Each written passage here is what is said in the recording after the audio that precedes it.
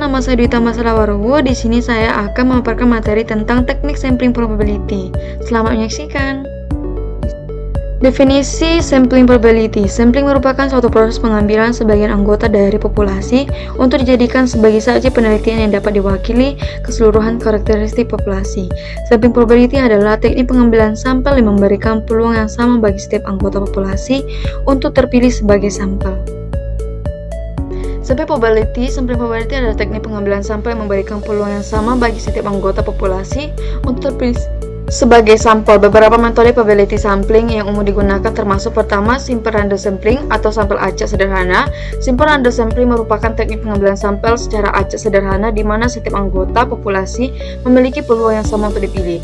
Yang kedua, systematic sampling, satu sampel sistematis. Systematic sampling adalah teknik pengambilan sampel berdasarkan urutan tertentu dengan interval yang telah ditentukan. Yang ketiga yaitu stratified sampling atau sampel berstasta. Stratified random sampling adalah teknik pengambilan sampel dengan cara membagi populasi ke dalam beberapa kelompok atau strata. Berdasarkan karakteristik tertentu, kemudian dilakukan pengambilan sampel secara acak pada setiap strata. Yang keempat yaitu cluster sampling atau sampel bercluster. Cluster sampling merupakan teknik pengambilan sampel berdasarkan kelompok atau wilayah tertentu. Yang kelima, multi-stage sampling atau sampel bertingkat. Sampel acak bertingkat adalah multi-stage sampling digunakan dalam penelitian survei yang merupakan bentuk dari cluster sampling yang lebih kompleks. Baik, di sini kita masuk bagian soal kasus pertama. Seorang peneliti ingin mengetahui hubungan konsumsi jajanan dengan status gizi siswa SMP. Jumlah siswa sebanyak 200 orang dan dipilih 67 responden dengan cara mengambil nomor undian secara acak. Teknik sampling yang digunakan adalah A. Cluster sampling, B. Stratified sampling, C. Simple random sampling, D. Multi-stage sampling, E. Systematic sampling. Jawabannya adalah C. Pembahasannya, simple random sampling adalah teknik pengambilan sampel secara acak di mana setiap anggota populasi memiliki kesempatan yang sama untuk dipilih. Soal kasus yang kedua, penelitian tentang status gizi lansia dilakukan pada 150 lansia.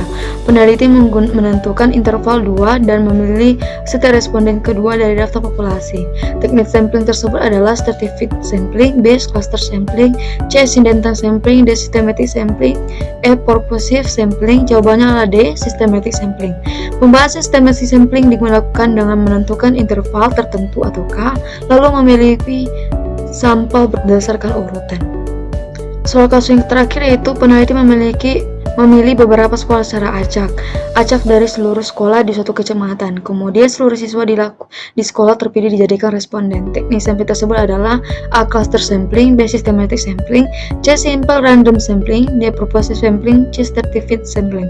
Jawaban adalah A. Cluster sampling. Pembahasannya, cluster sampling dilakukan dengan membagi populasi menjadi kelompok atau cluster, kemudian memilih beberapa cluster secara acak. Baik, terima kasih atas materi saya. Saya ucapkan terima kasih. Bye-bye.